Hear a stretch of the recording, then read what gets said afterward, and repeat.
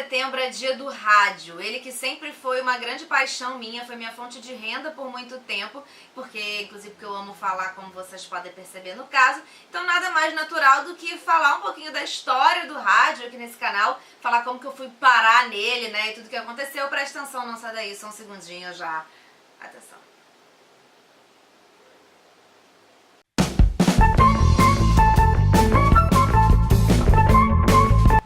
De setembro é o dia do nascimento do Roquete Pinto, que é tipo o pai do rádio brasileiro, então por isso que nesse dia é comemorado o dia do rádio. Já o dia do radialista, ele era agora 20 e pouco de setembro, mas ele foi mudado para o dia 7 de novembro por um decreto do ex-presidente Lula, como uma homenagem ao radialista e também compositor Ari Barroso. A primeira cidade brasileira a fazer uma transmissão de rádio foi Recife, em 1919, mas existe uma questão histórica aí, uma pequena confusão, quem entrou para os livros e tudo mais. Em 1923 foi fundada a Rádio Sociedade do Rio de Janeiro, que foi criada pelo Roquete Pinto, e ela tinha programas educacionais e tudo mais, e ela meio que entrou para os livros de história como a primeira rádio brasileira. Eu acho que tem uma questão burocrática envolvida também, porque ela foi oficializada e tudo mais, tinha uma programação mais extensa. E também, claro, a gente não pode tirar dessa discussão o fato de que o Rio de Janeiro era a capital do país, né? Recife estava no Nordeste, então naturalmente Recife perdia um pouco nessa disputa, né? Embora eles tenham feito essa transmissão radiofônica,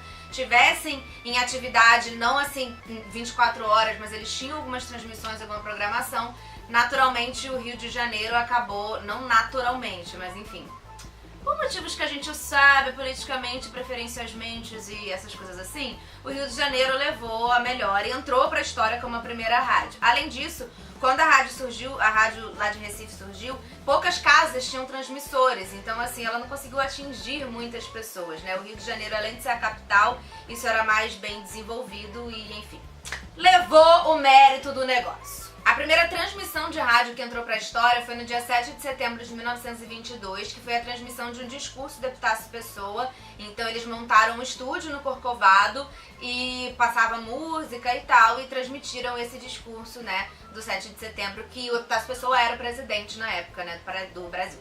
O rádio ele foi o primeiro grande veículo de comunicação de massa, né? Porque a imprensa, por exemplo, né, ela já era difundida na época, mas a imprensa ela é muito excludente, né? Os veículos jornais, eles são muito excludentes, porque primeiro requisito básico para você ler um jornal, no caso, é você saber ler.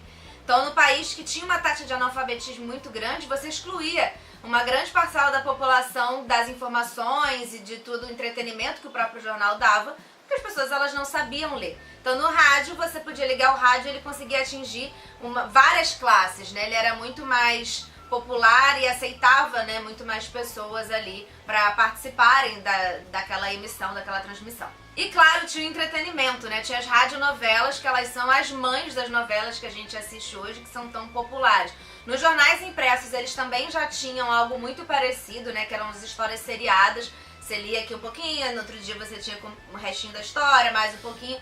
Mas, como eu disse, os jornais eles não eram pra todo mundo, né? Era uma coisa... Acabava que, de certa forma, era muito classista, né? Você tinha... As pessoas de classes mais elevadas eram as que liam o jornal também por causa do custo, né? Que você tinha que comprar o jornal todo dia.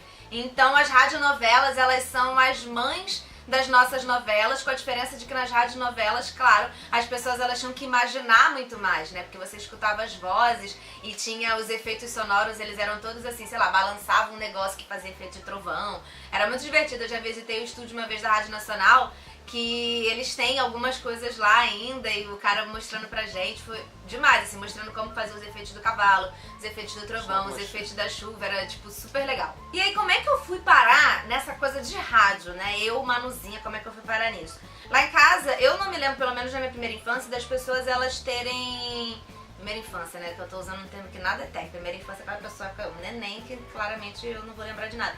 Mas enfim, eu não lembro da minha infância das pessoas escutarem rádio. Eu lembro depois de eu já era adolescente da minha mãe escutar, mas quando eu era criança não. Mas eu lembro de que eu peguei, uma vez, eu tenho essa lembrança muito nítida na minha cabeça, de sentar na escrivaninha e pegar uma luminária que ela fazia meio assim, e ela era meio redondinha na ponta, e aí eu fazia como se fosse um microfone. Eu era uma criança que adorava falar. Eu apresentava shows para as bonecas, eu cortava quadradinhos, escrevia cartas pra mim mesma, depois sorteava dizendo que eu tava lendo as cartinhas pros ouvintes, os ouvintes não, os telespectadores, tinham enviado, né, que eu tinha essa referência da TV. Eu pegava minhas revistas e ficava lendo em voz alta, apresentando o programa. Eu fazia isso. Essa mesma coisa que eu tô fazendo aqui agora, eu faço desde a infância. Graças a Deus não tinha YouTube na minha infância e não tiveram que lidar com isso. Mas aí eu lembro de fazer isso, sentada e fazer essa minha luminária como se fosse um microfone, ficar sentada lendo. E aí, eu nunca tinha visto, pelo menos eu não lembro de já ter visto uma foto, uma imagem de um estúdio de rádio. Talvez tenha passado e ficado no meu inconsciente. E aí eu lembro que quando eu comecei a trabalhar em rádio, que eu olhei pro estúdio e vi como era a disposição dos microfones e tudo mais, eu falei, gente, era isso que eu fazia. Era isso que eu fiz lá na minha infância. Ou seja, tá na cor do destino, não sei, Elizabeth Jean, Outras Vidas, não sei, mas tá aí. É isso. E aí eu entrei no rádio como estagiária em 2010, porque eu cismei que eu queria fazer isso, fiz todas as disciplinas de rádio da vida na faculdade. Aí entrei como estagiária em 2010, aí fiquei um tempo, só que assim, era uma rádio de música, mas eu fui meio que era jornalista, então eu falava as notícias do dia, os trânsitos e essas coisas assim. E eu tinha certeza que eu quero fazer jornalista, eu quero ir pra rua, fazer várias aquelas tretas todas que acontecem, na hora que acontece o cara tá lá. Aí eu fui trabalhar numa rádio de notícias, né, do Hard News, uma rádio All News, né, que eles chamam, que é a notícia o dia inteiro, igual Globo News, Band News, essas coisas assim. Fui trabalhar nessa área. Aí eu fiquei 3 meses, foram 3 meses de profundo sofrimento, porque eu descobri que essa não é a minha vida. Eu não nasci pra isso, mesmo eu toda agitada, foi um sofrimento, não comia, tive gastrite, 3 meses de gastrite, foi muito bom pra eu descobrir que eu não nasci pra isso.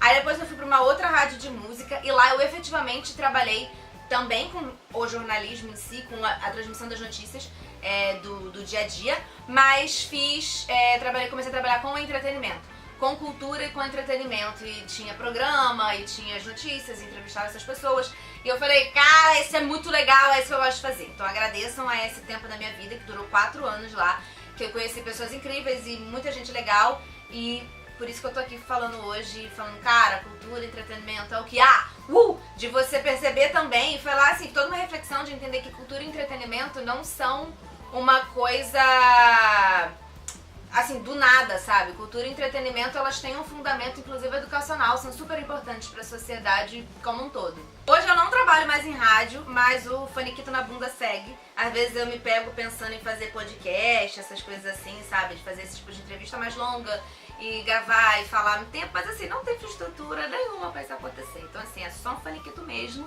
Mas quem sabe um dia a gente nunca sabe do futuro, a gente nunca sabe o que vai acontecer com a gente, não é mesmo? E aí, né? Não sei. Eu tô numa vibe de podcast. Inclusive, essa é uma discussão muito interessante, porque muita gente fala muito há décadas que o rádio vai acabar. Surgiu a televisão, o rádio vai acabar. Surgiu a internet, o rádio morreu, coitado, vai morrer. Aí, e não é assim, sabe? Eu acho, assim, a minha compreensão das coisas, depois de um tempo de estudos e práticas e reflexões, que eu acho que esses tipos de mídias tradicionais, eles não morrem. Nem jornal, nem rádio, nem televisão. Eu acho que o que precisa acontecer é uma adaptação ao mercado. A gente vive num mercado absolutamente online, num mundo virtual, num mundo online, num mundo que as redes sociais têm muito poder. Então eu acho que essas mídias tradicionais precisam se adaptar, como muitas emissoras de televisão, tipo a Globo hoje em dia, ela faz séries exclusivas pro Globoplay.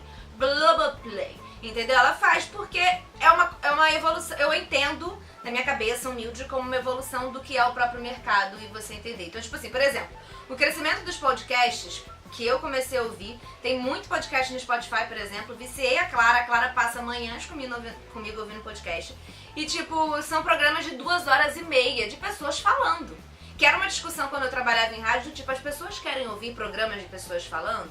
Entendeu? Eu acho que precisa acontecer uma adequação, entendeu? Essa existência dos podcasts, esse crescimento, mostra que sim. Agora, como? Em qual plataforma? Como que isso acontece? Eu acho que existe uma necessidade de ser multimídia, por exemplo. Isso é uma evolução. E a verdade é essa, se as empresas e tudo mais se mantiver atento ao mercado e atento às necessidades do público e o que o público quer, isso aí não acaba não, rádio não acaba não, meu anjo. Rádio é uma coisa eterna. As pessoas escutam rádio, é isso que acontece, ou rádios ou afins, né, porque é isso que eu tô querendo dizer.